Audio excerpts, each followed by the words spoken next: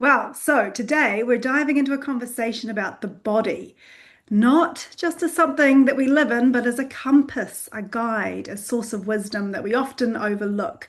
Today, I'm talking to Joey Remenyi, who's the author of Sense and Ground.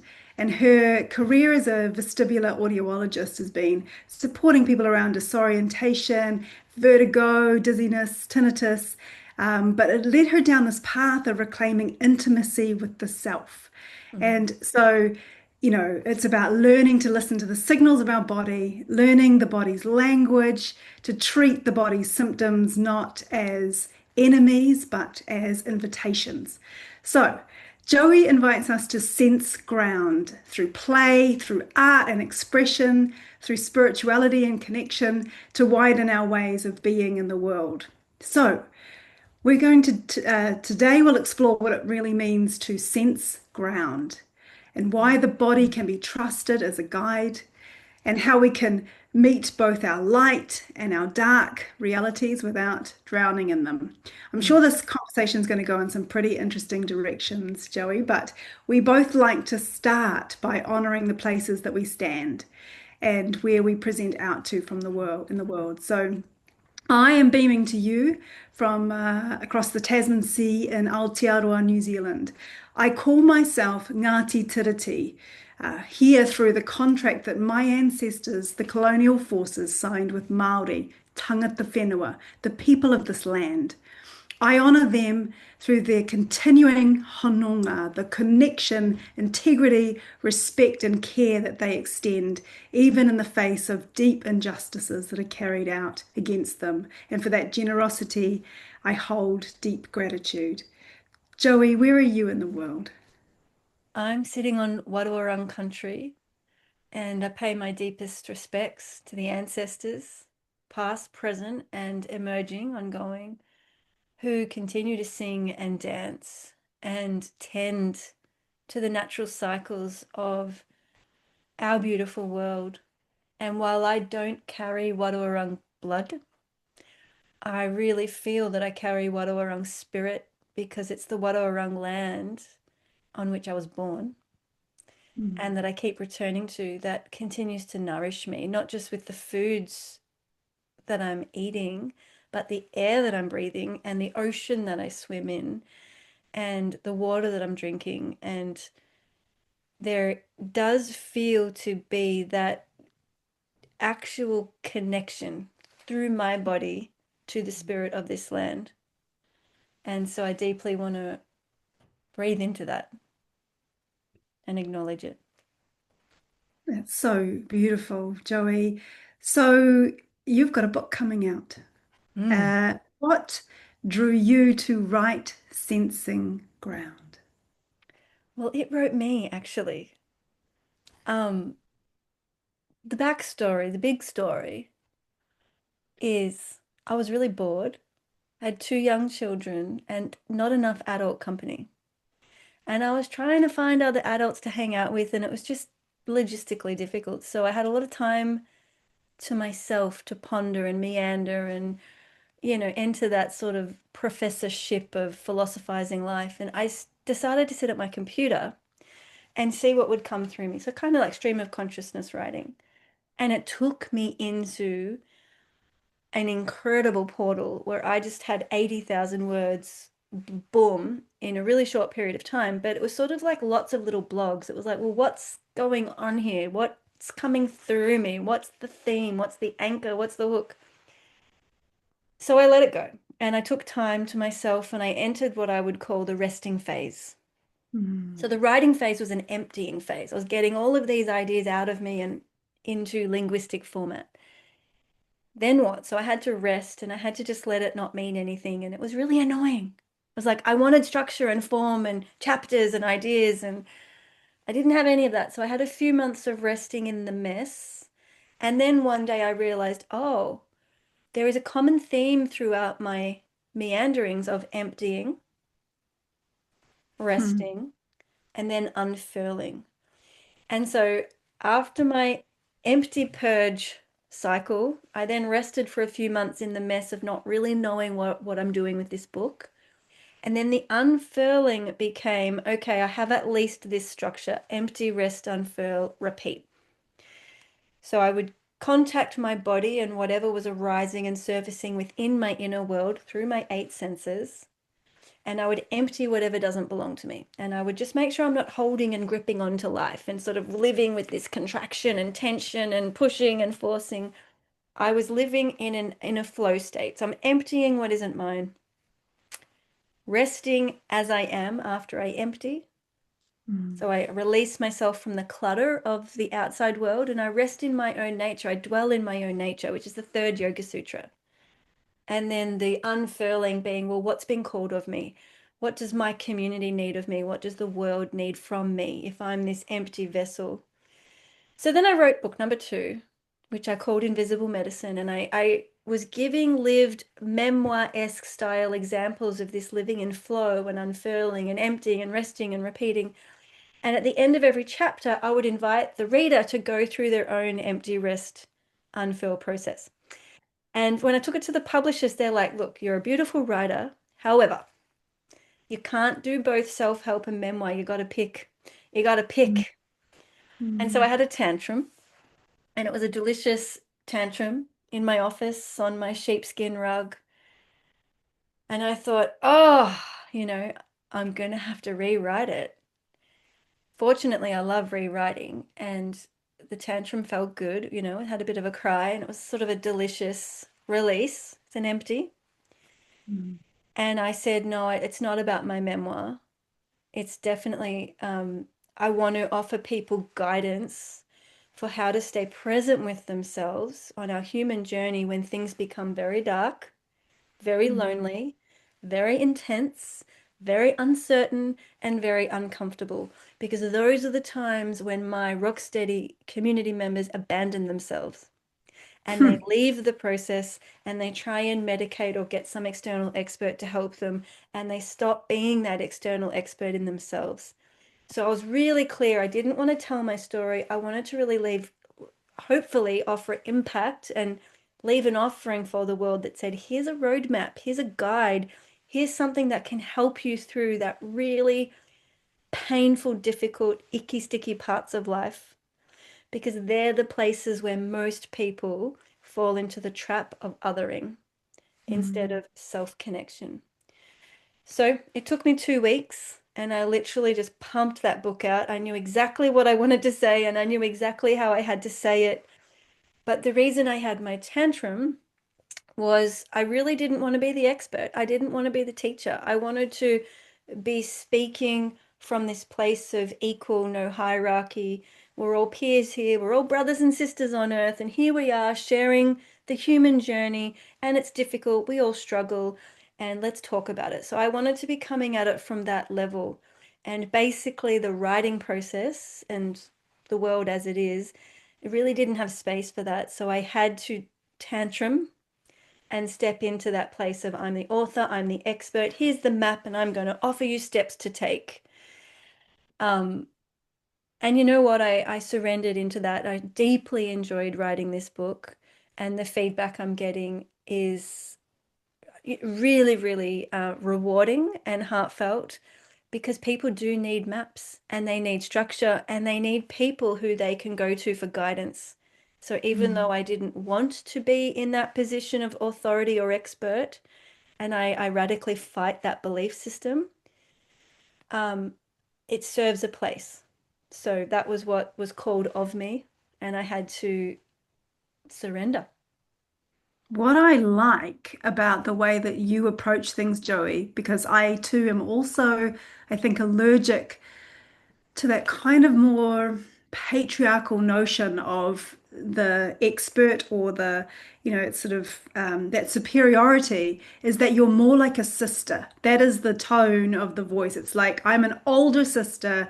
I just happen to be lucky to see the world in these they're different and refreshing ways. They're like your sort Mm, of insight is more like a tonic that you can mm, drink than a, instruction on how to live. And I think that that really is the difference to the kind of the tone, which just, mm, has that lovely sense of discovery because I've been lucky enough to read early drafts and things like that. But what I loved about it was that it made me question the way my worldview. It made me Mm. question the way that I like my knowledge systems. It really did, but not in a way that was like provocative. It was more like, oh, here are different ways of seeing and knowing. And I think our world is missing out on so much more depth Yeah. because the way that we are teaching is that sort of expert hierarchical. I've got this nailed, you listen to me. Whereas you're in this position of, I mean, not only are you an expert in your care and treatment of people, but you have this very, very unique worldview, Yeah. which is just, which, because I think it's about this creating this intimacy with self. Yep. So what you're able to do is you're able to say, here is this very unique intimacy that I have with myself. And here are ways that you can experience that for yourself because the world has kind of alienated us a bit from our bodies and our and even the language of our bodies. And you're talking about a way of renewing that relationship, expressing it differently, and learning to trust oneself. Yeah.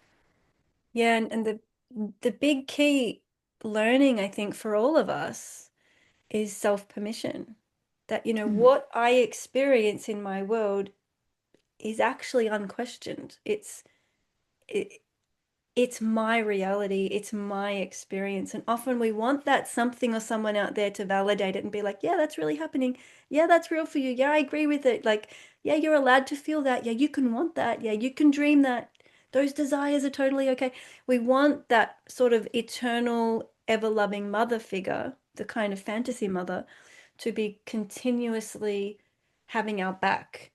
And part of adulting and adolescence actually is really outgrowing that external validation, external reassurance system that we need as younger people, arguably up to the age of 25. mm, Because we're really developing a sense of self and world. And both the Rocksteady program and Rocksteady book, which is my first book, and then the Sensing Ground program and Sensing Ground book, they both really touch upon this space where it's like, you know what? I'm suffering. I'm feeling things in my body that I don't like, that don't make sense to me. I'm worried. I'm nervous. I'm seeing all these doctors or therapists or kinesiologists or spiritual gurus, and something's not working. But everywhere I go, I feel dissatisfied. I feel a void. I still feel this thing. I still hear that tinnitus, or I still have that ache. Why can't someone fix me, help me, validate me, reassure me? Why am I getting this message like take these drugs, live with it, buy this device, live with it, right? So it's a very unsatisfying conundrum or dilemma. And I help people to really access higher levels of unconditional loving kindness and mm, unconditional loving acceptance toward their inner experience.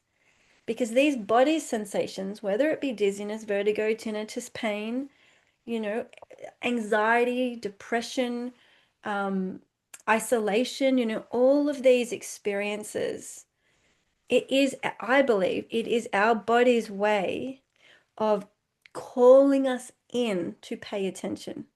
So the mm, sensations of the body are the phone call that the body's saying, hey, you've forgotten about me. You're so busy running your kids around and being a taxi driver and cooking dinner and doing the laundry or, you know, doing the work that you're not actually listening to me in here. And now I'm in pain, I'm suffering, and there is that abandonment of our inner experience. So, a huge part of bridging that gap is detoxing ourselves away from this addiction to external validation, external reassurance, and external quote unquote fixing.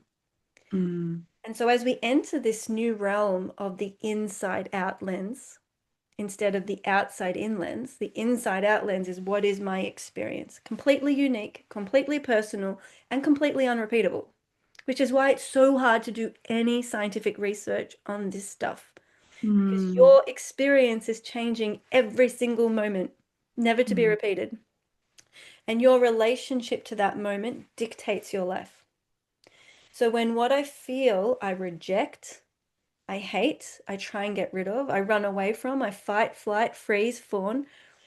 When I'm not present with my experience, with that sense of loving curiosity and care, I change the biochemical experience. So then you really enter symptom loops. So there is a real connection to the physical expression of your inner world, the mental, emotional, spiritual, relational. And that's the journey of reconnecting and giving myself permission to feel what I feel, even if not one other person on the planet can understand it or validate it. It's mine. Mm. That's powerful. It's so powerful, Joey. It feels like you're you're doing a sketch to me of the super beings that we're going to become. To me, it feels like humanity is going through our, our adolescence. We're kind of giddy with the world of like, look at all the amazing things that we can create and do, and look at the amazing time we can have, which is very adolescent. It's just this sort of incredible joy for discovering the very, the kind of physical human being. But then this, you're talking about this kind of evolution of how we think about being human. And we kind of, where there's a whole, you talk about eight senses, and Yeah, we're only really talking about five. So you're actually showing us that there's a whole bunch of senses that we're not utilizing yeah, that can expand our way of being in this yeah, world today that will actually help, yeah, heal, connect, and help us to learn and face what we're facing at present, because yeah. this is a tangle we're living through. This is a very difficult, uh, sort of planetary predicament that we are facing, both internally, both in our bodies for ourselves and for our planet. So, yeah, can you speak to that? Cool. Yeah, one of the limbs of yoga. So I had started practicing yoga at the age of 15, very young and very disciplined, very devoted, very unusual, right? So I was really feeling connected and understanding through that framework. That was really supportive for me. And part of the eight limbs of yoga, one of them, I think it's the fifth limb, is pratyahara. And pratyahara is about the senses. And I have basically devoted my entire professional life to really grounding that information and understanding what it means for a modern day human. So, if I give you the eight limbs in a very quick overview, the first two are really sort of ethics and right ways of being in the world, such as non-harm and kindness and contentment and cleanliness and truthfulness and non-stealing. That that's your niyama and yama. Then you have asana, which most people think about yoga as the physical practices. Asana is the third limb. Pranayama is the fourth limb, which is breath awareness and breath control. And breath really is that bridgeway between arguably the material and non-material worlds. It's really fine-tuning our nervous system. And then pratyahara is our senses, our relationship to our senses, and how we are engaging not only with our inner world, but the outer world. Because yoga and spirituality is not about going into a cave and isolating and removing yourself from everyone. It's quite the opposite. Pratyahara and the yogic process is about having such a strong connection to your experience that you are in intimate relationship with the world, with the ocean, with the rivers, with the sky, with community, with what's needed. We're attuned to our children. But I can't be attuned to the world if I'm not attuned to myself. So the five senses, when we have this, what you're calling adolescent state, it's just a bright, shiny object. So the senses are controlling us because we're like, ooh, chocolate. Ooh, that looks fun. Yes, I want more of that, more sex, more drugs, more rock and roll. Book the ticket. We're chasing, we're striving, we're searching for that stimulation. So that's the undeveloped relationship to the senses. The senses control you, which leads to pain and suffering, dukkha. That leads to chasing pleasure, which leads to pain, and it leads avoiding suffering, which also leads to pain. So we avoid and we chase. So the yogic way is the middle road where we actually say, I'm open to all experiences. Yeah, I'm open to experiencing it all because I'm not chasing, I'm surrendering to what is. So if I happen to be standing in a pile of vomit, I am going to smell that and feel that and surrender into that experience because that random, unique experience is not something I have to run away from. And it's not something I have to like or enjoy, but I can stay present with it. So the senses are giving me information and I'm absorbing that information and using it. And if I'm standing by a blossoming plum tree, I'm just looking out my window at the garden, I can actually smell the subtle fragrance of the plums. That the senses are coming in and I am attuning to them and receiving them. And I'm gaining information about the world and about myself in that attunement. So if I'm so busy chasing something, I miss the plum fragrance in my garden. So it's Mm. about that capacity to choose where my attention is and to locate my attention, which actually brings us. So the first five senses we all know: taste, touch, smell, sight, sound. And you can have inner vision, so recalling memories, flashbacks, symbols, patterns, that kind of thing. That counts. And you can have inner sounds, which is technically tinnitus, my area of expertise, but also just hearing music within you. Like I hear music in myself all the time. I'm a violin player and I can hear stuff in my inner world, right? There's internal auditory capacity. So you've got your regular five senses. Um, and then the three less common ones are the vestibular system, which is located in the inner ear. It's independent of hearing, it's its own system. And that helps us locate all movement, rotation, tilts, accelerations, and stillness. And we need that vestibular stimulation for self-soothing, for locating, for connecting ourselves. So sometimes if you're feeling anxious or worried or nervous or frustrated, you can just rock your body and you will notice it does something to your emotional system. We intuitively do this with a crying baby.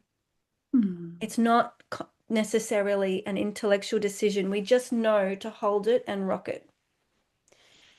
Which brings us to the next system, which is proprioception. Proprioception is our incredible capacity to locate where we are in physical space. So where is my shoulder relative to my hand? Where is my shoulder relative to Megan's shoulder? Where is my shoulder relative to the microphone? Where is my shoulder relative to planet Mars? Right? So this is locating ourselves. And something that not many people talk about, but I have a whole chapter devoted to it in my Sensing Ground book, is where is my attention located? When you can locate your attention, you have your power. So if you're scrolling on social media and you're getting all of that, it's controlling you, it's taking your attention and taking you to where it wants you to go. Mm. If you can simultaneously notice where are my sitting bones as I'm scrolling, you're located to yourself. How do I feel in my body as I'm reading that ad?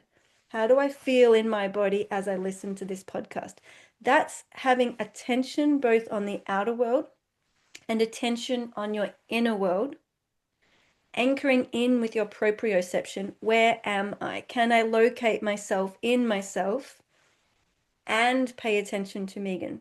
And that's when we start to get the attunement. And I've got real information in my body, in my inner inside out lens that I'm using to very carefully understand the outer world. So the outer world is not pulling me randomly. I'm receiving that information and I'm consciously choosing how I relate to it. And this is that gut feeling. This is that inner knowing that Mm. becomes stronger and more refined as you practice connecting to eight senses. The final sense being interoception, which is your capacity to feel hungry, thirsty, sexual, you know, heavy pressure, light pressure, what else? Toileting. So the body cues and emotions. So if I feel guilty, resentful, angry, they are compass points, and that is your interoception. So if there's something about Megan that I feel super envious about, I can go, "Ooh, that's interesting. That's a compass point." So if Megan's got this incredible illustration skill, which she does, and I'm like, "Oh, I'm kind of envious of that," I can get in close learn from her, and recognize that I want to devote a bit of time to building those skills in myself. So she becomes a pointing beacon of light for me. So that envy is actually used to enhance my skillfulness. So that's just a little example, but connecting to our eight senses while being thoroughly in relationship with the outer world allows us to refine our boundaries and show up with Mm. presence and groundedness.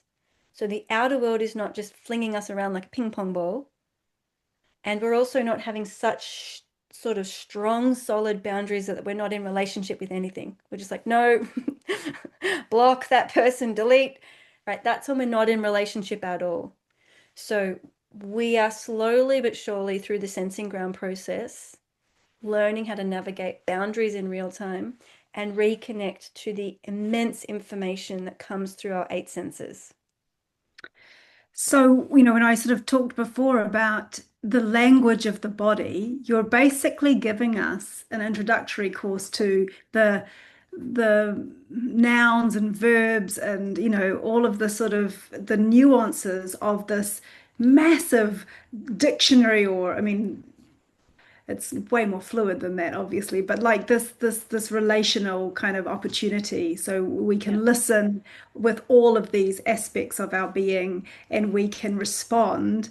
yeah, And, I was sort of reflecting on how, there is just so much intensity in our world now, and I feel like the sort of typical education or upbringing, or the just the general ideas in our world, where there's loads of self-help books, but there's not actually, we're at a time when we have need unprecedented sort of scaling up to be able to handle the amount of complexity, yeah, intensity, because we've got a lot of healing work to do and a lot of holding to do. yeah, So, I feel like people are sort of feeling a lot of intensity right now. yeah, What would be, if you're sort of to show the sensing ground approach yeah, to dealing with big intensity, either thinking about political systems yeah. or All of it. even all of it? Yeah. Where do you start? Well, I think it's a rite of passage, which is super important, which is why I want to talk about it. Circles back to what you said about being in adolescence. So, in ancestral cultures, many of them would have some kind of walkabout where at an adolescent age, 14 or 15, the community would support a kid to go out on their own. And the truth was, is they may not come back. They may die out there alone. It's a rite of passage. They have to survive and find their sense of physical, mental, emotional, spiritual, relational resilience and actually survive the 4 days. So they are learning in that walkabout rite of passage to not ask mum, to not refer to the leader. They're on their own. They are physically isolated and thrust into country. So they're learning how to listen to the trees, listen to the wind, listen to the rivers, cultivate safety, take responsibility, answer their own questions, discover their sense of spirit guide. I've got a strong connection to the moon. That's my personal connection. That doesn't mean Megan has a relationship with the moon, right? So we discover, where do I turn to when there's no one else to turn to? And this sensing ground process gives adults of all ages. I literally have people through their 20s all the way into their 80s going through this process.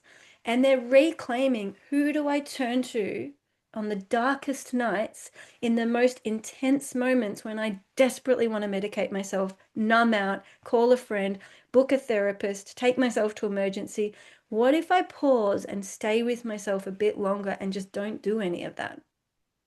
Hmm. I'll preface this by saying all of my clients have medical clearance. So they have checked their symptoms with trusted medical doctors, and the doctors have said there's nothing more we can offer you. Hmm. So they have medical clearance, which is very important. And I talk about the 7 gateways of connection, which is moving toward intimacy with ourselves and seeking external support and professional guidance, such as MRI scans, blood tests, consulting medical professionals, but even including astrology professionals, gene keys, kinesiologists, psychologists, somatic experiencing. There's gateway 4 is where we go to the external expert, which is the equivalent of mum and dad, the employer. We go to someone outside of us.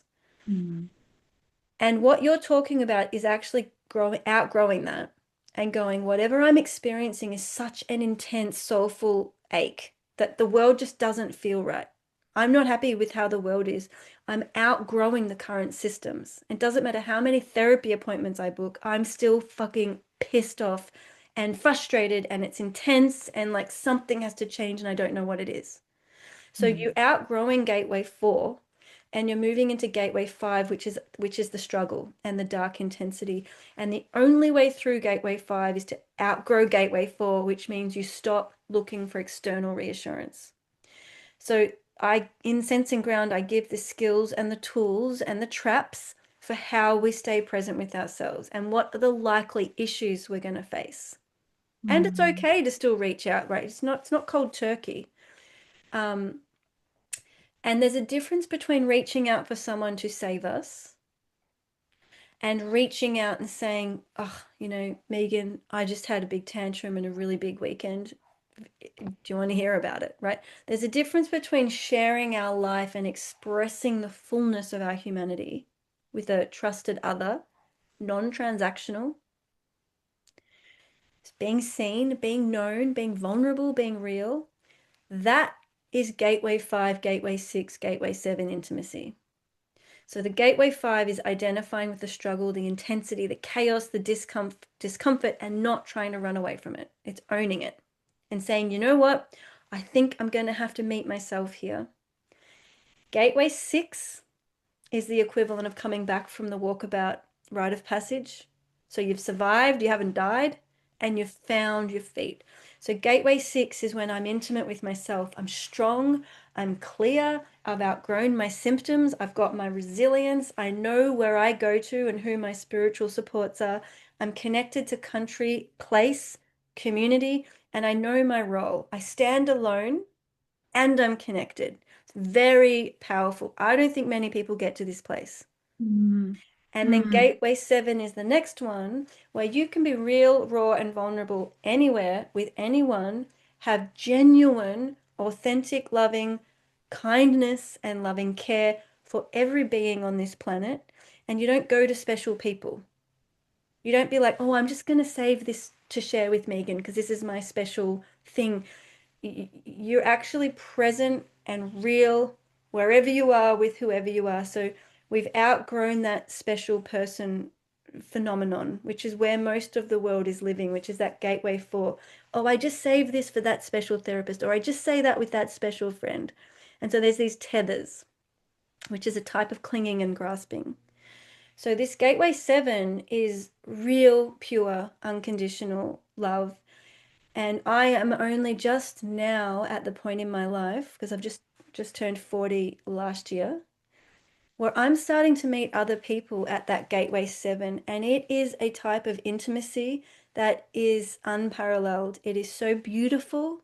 You cannot cling, you cannot grasp. It comes and it goes, and it's just a magic because at no point do either party have to tend, bend, fawn, take care of, because each Mm. person is whole and Mm. self-responsible. So they show up with whatever human experience is arising.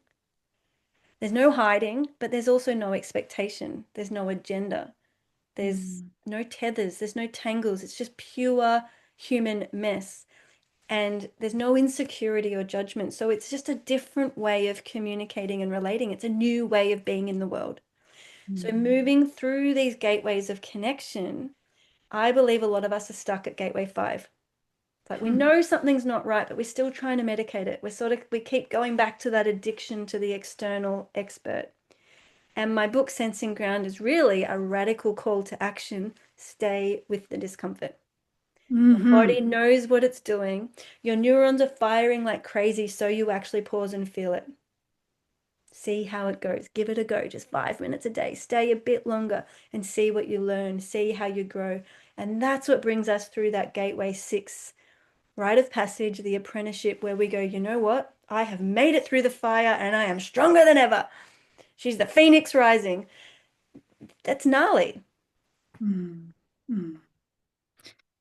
So you've got you've talked before with me about the role of sensuality, creativity, art. Uh, what roles do they play in this journey? Great question. Well, I believe from what we know with science, and everything's a theory, that a lot of this sensing groundwork is right brain dominant. So you're always using your whole brain. But when we're left brain leading, so left brain dominant, we tend to want certainty and answers and structure and logic and reason and rational, you know, it leads to a lot of anxiety and a lot of stuckness and a lot of judgment. However, when we just car park some of that and say, you know what, I'm just going to like drop into my body and I'm going to float in the mystery of whatever's going on in here and I'm going to move into my right brain. The right brain houses our inner music, our sensuality, our spirituality, the mystery, the cycles, our ancestry, art, love, eros, creativity. So when we drop into right brain, which is a skill, and that's essentially what Sensing Ground is teaching, how do we shift from left brain into right brain leading? And the role it plays is it really allows us to unhook from all of those tangles because the left leading brain creates rules, assumptions, and expectations. And that is really what is keeping us stuck. We need to be dropping into this flow state where our experience can bend and move fluidly and we can adapt and respond to the world. And it's often through color and shape and music and form that we can connect to the complexity of that experience. Because being human is incredibly complex. And to try Mm. and limit our experience into an English sentence, honestly, is not serving us. And that's why it's often more like poetry, where you get these sound bites, metaphor, colorful canvas or, sand art. It's like, how can we express and connect to what we're feeling? And so, to answer your question in a more left brain way, um, if I'm having a difficult, intense experience, like my tantrum moment, when the editor said you're going to have to rewrite the book, and I'm like, what I did was I surrendered into that feeling of like, I'm angry about this. I wish I could write this book as an equal peer. Like, I really don't want to step into authority and expertism, right?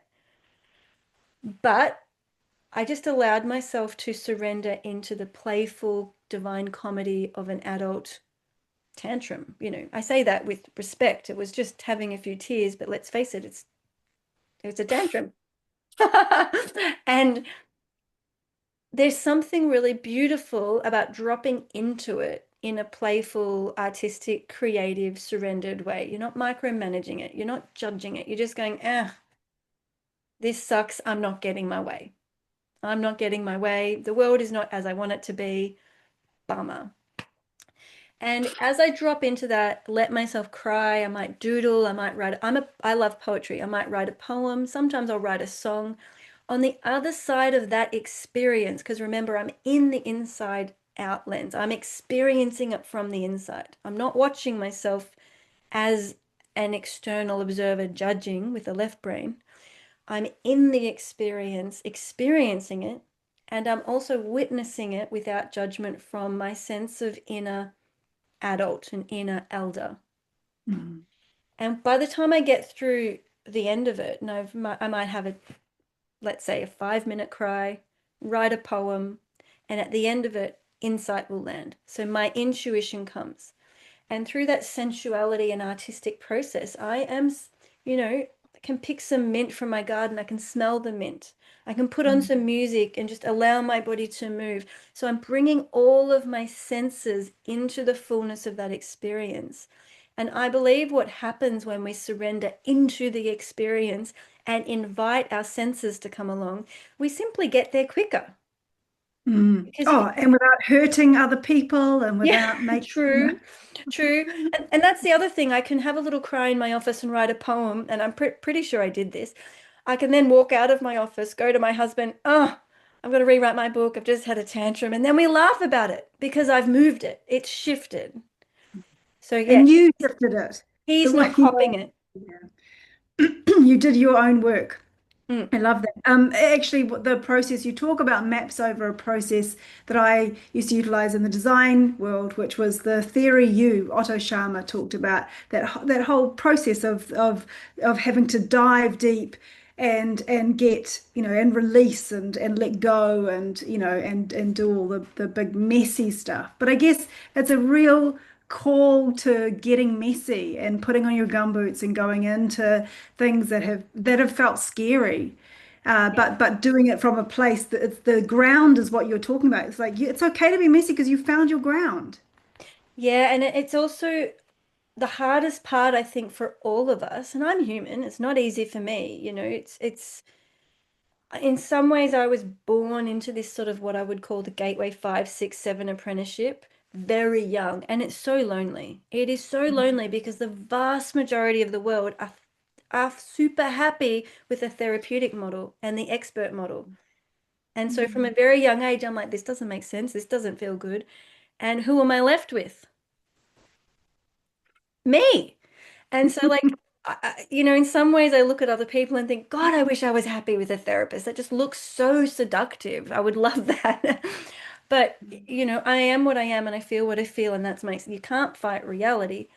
So it's hard. And the hardest part, I think, is letting go of that structure. Because whenever we go to an external expert, whether it's astrology, Scientology, somatic experience, cognitive behavioral, they are offering a protocol, they're offering a container, they're offering a sense of certainty.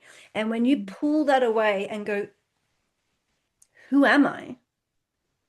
What am I feeling? And what is my responsibility here? It's such an open canvas. And so the new container, and the reason I am not clinically insane, the new container is the eight senses. Because if nothing else, I can smell the fresh mint. I can hear the music. I can feel what I feel. That becomes my container. So the body is the sacred vessel itself. And trusting Yes. the limitations and the boundaries of the body is what we collapse into. That's the containment. Well, and they're not theories. They're right here. You can pinch it, it hurts. It's real, exactly. It's an incredible feedback looping system that is here to support our processing, to Yeah. support our evolution. And I feel And like, we, yeah, I just feel like at this point we might be freaking out the listener, but I want to offer you um, I want to offer you some softening and some gentleness. I see people go through really difficult bodily conditions, complex medical conditions where they do not like what they sense and feel, and they're experiencing intense bodily sensations like screaming tinnitus or raging vertigo, like their life is flipped upside down. But once they learn to pay loving attention toward their whole body, not just focusing on the symptom, because that would be dismissing the whole ecosystem, right? So they lovingly create space for the symptom, welcome, and keep connected to their whole body through all eight senses. What they learn is they actually have an internal volume control. They can turn symptoms up and they can turn symptoms down. So when you are in chronic stress loops, fighting, flighting, freezing, fawning, people pleasing, when you're abandoning yourself, the volume of the symptoms goes up because the phone is ringing louder. The body's going, listen to me, listen, listen, pick up the phone, right? So once we pick up that phone and pay loving attention, welcome, we're not getting rid of it. We're expanding into more of the full somatic experience lovingly. You will notice that you have a volume control, and that gives you back a sense of control. Mm. It's very empowering, but you can't really believe it until you feel it. And it does feel unbelievable. My patients, my clients are like, this feels like magic. I'm like, it's not magic. It's real. Yeah, and I think I remember when you first started inviting me into many of the ideas that you work with, the concept of the neural pulse was really interesting to me. It was like, uh, you know, what do you mean? What do you mean? What is this? Like, I'd love if you could share. Yeah. like how we might recognize this pulse and how do we deepen our relationship to it? How do we find it? What is this Yeah. pulse? Because it's not a concept. Yeah. It has a very real Yeah, it's a physical. reality. Yeah. Mm. Yeah, great question. I call the process body scanning, which a lot of people say, no, it's more than that, but actually it is just body scanning. And you're scanning not only your physical body that you can touch, which is where a lot of people start, and that's a great place to start. That's your yoga nidra type body scanning. But beyond that, there's also what are you hearing? What are you seeing? What are you feeling? What are you tasting? Like literally taste a conversation. Lick your lips now and taste how it's landing. It really brings a new level of intuition. Is it sour? Is it bitter? You know? Um, So as we body scan, we also start to surface, okay, well, as I connect to that ache in my shoulder, what thoughts come up? That is information. As I connect to that ache in my shoulder, what emotions come up? That is information. As I connect to that thing in my shoulder, what memories? What images? And so this is how we help the declutter system because it's like, what stories and hang-ups from my childhood am I actually storing in my body? And it's time for me to digest and metabolize and integrate. So the neural pulse is when we learn how to stop looking outside of ourselves. We pause, we turn our attention, ideally 100% of our loving attention. And I describe in my book that you have judgmental attention and you have loving attention, and they have very different consequences. So Mm. when we direct 100% of our loving attention into the experience of the body, the neural pulse is what shows up, what surfaces. And for most people that have not got much practice at being with their body, in the beginning, it will sort of be overwhelm and freeze. Mm. I'm blocked, I don't know. But that is an experience. That is a pulse. So to feel quote unquote nothing is actually to feel something. To feel numb is to feel something because numbness and nothing are genuine experiences. And within that experience, there's a story. And then once we start being in relationship with the freeze and the numbness and the blockage and the confusion, we start realizing actually I feel a lot. Had this incredible client the other day, and I've known him for a little while. I don't do many one-on-one sessions. It's mostly group work that I facilitate in communities. But we were doing some one-on-one, and he had a continuous story of I'm blocked. I don't feel emotions. I don't really feel anything. And when you tell me to do the body scans, I've been trying for years, and I just I don't really feel anything much. And in the one-on-one session, all we did was put music on while he body scanned. Mm. And it was incredible what came up so quickly was the polar opposite that he had been carrying this story that I can't feel, I'm blocked, I'm numb. But underneath that, once we incorporated music to deliberately activate the auditory sense, we were deliberately orchestrating his experience.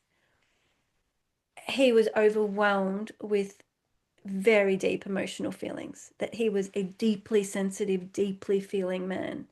But that truth within himself had been blocked over with the fear of expressing it, with the fear of feeling it, because men are not really allowed to be emotional.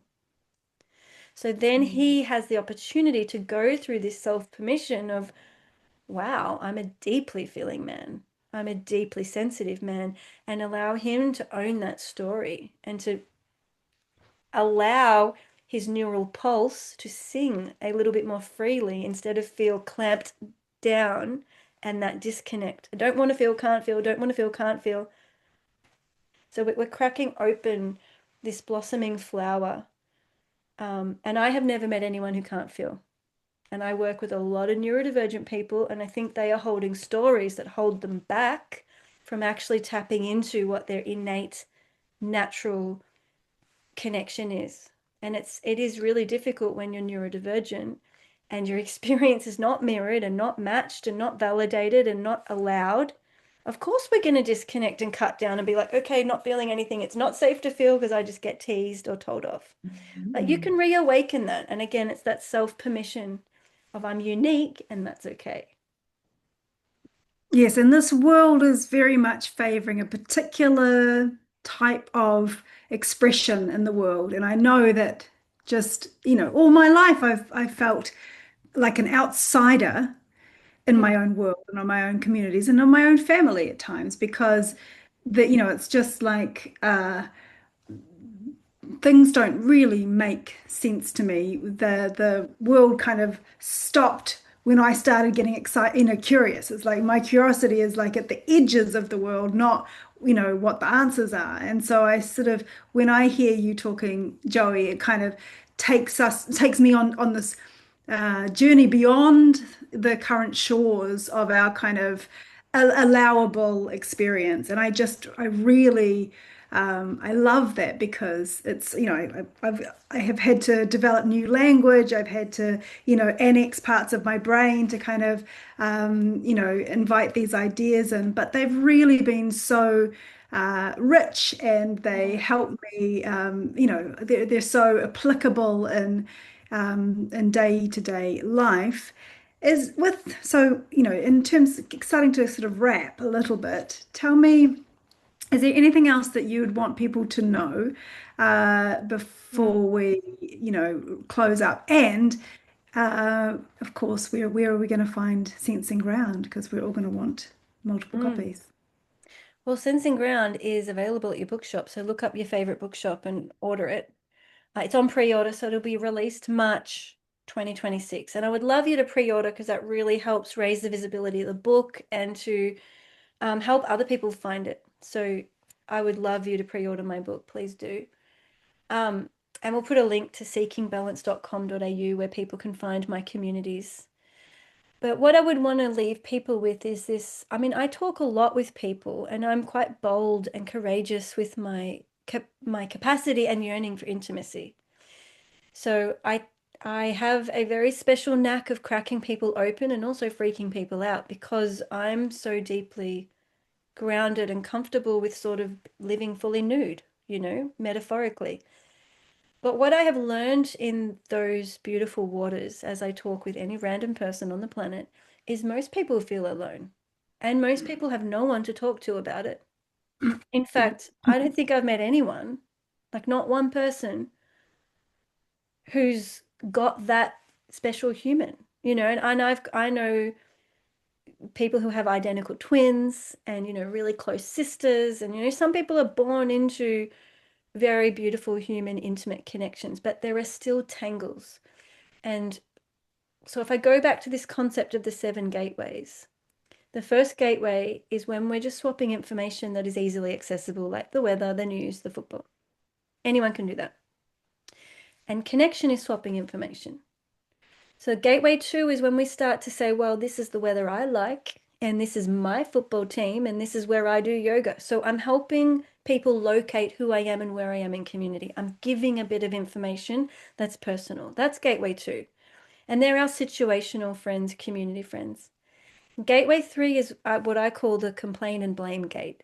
And this is where we start to feel like we have friends because our friends are usually people who share our complaints and share similar types of ways of blaming. And so we bond there. There's shared insecurity, shared vulnerabilities. We're having coffees. We're starting to feel that tether. But the thing with this friendship gateway is it's not sturdy and it can fracture because when your complaints and blames shift, you outgrow each other.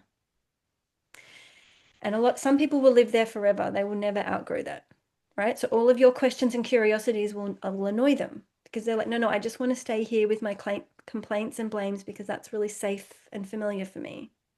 And Mm. then that gateway four is when we go, you know what? I'm going to do something about my complaints and I'm going to do some therapy and I'm going to get a mentor and I'm going to get a coach and I'm going to get an astrology reading and do my gene keys. So they're now doing self-awareness work to take responsibility and to take that next leap of intimacy with self. And they're going to take that leap of sharing intimately with a therapist or a special friend. And that works for some people and they stay at gateway four. So their curiosity is satiated. They feel good. They feel met. They feel heard. And they're like, it was great therapy. It was great D&M. They feel good. And so what you're talking about, Megan, and the aloneness is at some point in our life, we start to enter that gateway 5 of struggle and intensity and chaos, where it's like nothing is filling the void. Nothing. And that's because what we're really yearning for is intimacy with ourselves. And that's that Mm, gateway 6 apprenticeship of really rooting ourselves without the need for external validation. And then at gateway 7, we're able to really truly share that with other people with absolutely no needs, no expectations, no assumptions. It's just like what you see is what you get. And the other thing at the gateway 7, which I find incredibly rare, but also just really important for our world, is the ability to remain grounded with your heart open. That I am not going to turn away from this conversation. I am not going to turn away from this relationship, even when mm, it's difficult. mm, I'll let you know what's okay with me. I'll let you mm, know what I'm willing to bring forward. I'll let you know my capacity, but I will keep my heart open. I will keep my availability open. So there's this level of sturdiness and resilience to navigate friction and to allow other people to struggle. Because once you're at that gateway 7, you know people need to struggle. So when my friends call me up being like, I'm dying, this is so hard, I fucking hate this, I'm like, great, yes. mm, mm, Because you want mm, them to go through it so they can mm, pop out the other end with that resilience. mm, So you're not alone is my take home message. And every gateway is beautiful. Gateway 3 is not better or worse than gateway 7. We're all cycling through all of them. And ideally, we want to move toward that gateway 6, 7 and live there more often. mhm, mhm, No isms and no hierarchy. It's actually a mhm, new way of being in the world. mm. Well, I really love that. And I especially feel like, a lot of the decision-making processes and the ways we're having conversations at the moment are just woefully inadequate for the type of, complexity and, uh, well, they're a tangle. So it's like, how would you even approach some of the Yeah. dangerous conversations, the dangerous ideas that need to be sort of had. How do you even do those in these times? Well, the key is going through the thresholds, going through those gateways, And and finding sensing your ground so that you can yeah, stand without being reactive, and yeah. um, And I mm. think, I mean, this is really dreaming and this is really perfect world idealist stuff, but I'm a big picture thinker. Go there. You have I, permission. my dream, my prayer, my wish for the world is that we have leaders who speak from their body. We Mm, have leaders who are not afraid to be spirited and to be spiritual. Because while I think it's wonderful to look at scientific evidence and gather all the outside in data and all the external cold data using Nora Bateson's language, it's important that we have leaders who can also say, you know what, this just doesn't feel like the right timing for me. My body, and I don't even know why I feel that yet, but my body is indicating to me that we are not yet ready to approve of that development, that we need courageous leaders who can think about the great great grandchildren, mm, that we're not just so short sighted. And we need leaders who recognize that the rivers, the mountains, the oceans, the biodiverse ecosystem has a voice. And when you tune into your body, you hear it talk. mm. And it's not actually woo woo or wah wah. It's just that once you clear the clutter and you're no longer overwhelmed by all the quote unquote noise, you can hear the whispers of the environment. And Yes, and that, you can read its signs as though it was your body. well, it is. We have the universe within. Our body is an ecosystem, and the Mm, human body is a reflection of the world that it is living in. So it's like in the last 3 months, I've had, kind of like all of this asthma and coughing up all of this gunk and moments of being like, God, am I dying? And my children are like, Mom, are you dying? I'm like, I really hope not, but like struggling to breathe. Like, and ultimately, I think I had to recognize I am living in a sick Mm. world. And the more sensitive I am and the more porous I am, the more I'm sort of reflecting that sickness in my body. I'm a mirror.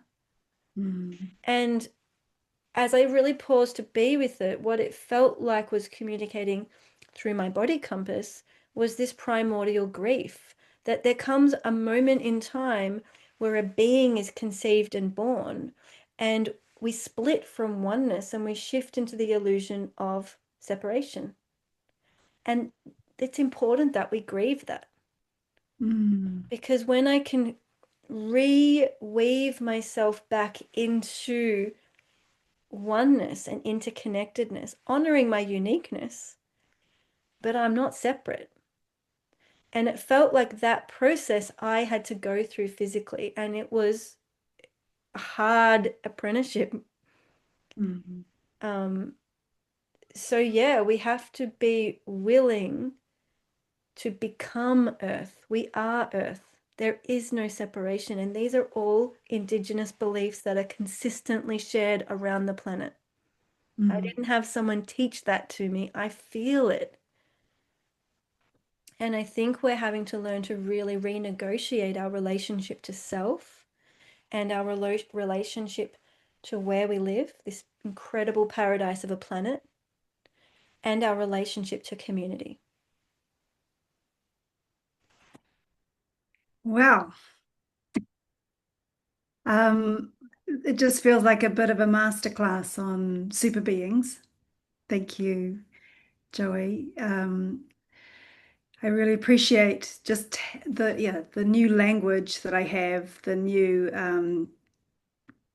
ways of thinking about and inviting in the deep challenges that I feel both as a human being in a body and a human being in the world and in my community. Yeah. And I think um, you know, to me, it's been a long time of evolve. I started asking the question a long time ago, maybe 15 years ago. I was like, interconnectedness, that's what, where we're headed. I feel that. Mm, I know that that's, part of our evolutionary kind of story will be that we'll arrive at that understanding again.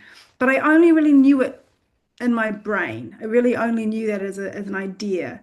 So what I've really appreciated about you, about Sensing Ground, about all of these inquiries and these practices is that they show a very embodied way of experiencing it and moving towards it. yeah. Uh, so Yeah. Thank you. thank you so much, and what a rich conversation. And Yeah. I'm going to whip out and make sure that I've got that all the bookstores in Aotearoa are carrying Sensing Ground in Thank you March so next much. year. And Yeah. everybody brings a gift, and it appears to me that for whatever reason I was given this gift of interconnectedness and living with it in my human experience. And while that has been extraordinarily difficult and lonely, um, you can't fight a gift. And so I want to say that to all listeners that you have a gift, whatever your gift is. I don't have it, it's yours. And learning to face that music and live with that music inside of you is such a rewarding journey, not only for yourself because you can finally breathe easy and just be yourself, but then you are giving that gift to the world. Like we Yeah, actually we need it. we need more people to relax into who they really are and take that mask off and stop giving the power away. So I just really want to um, kind of openly invite everybody to share their story, and I'm listening. Mm. Awesome. Thank you so Well, much for today, all Megan. the very best, Joey. Thank you so much for the conversation today. We really appreciate it. Yeah, thank you. Bye, everyone.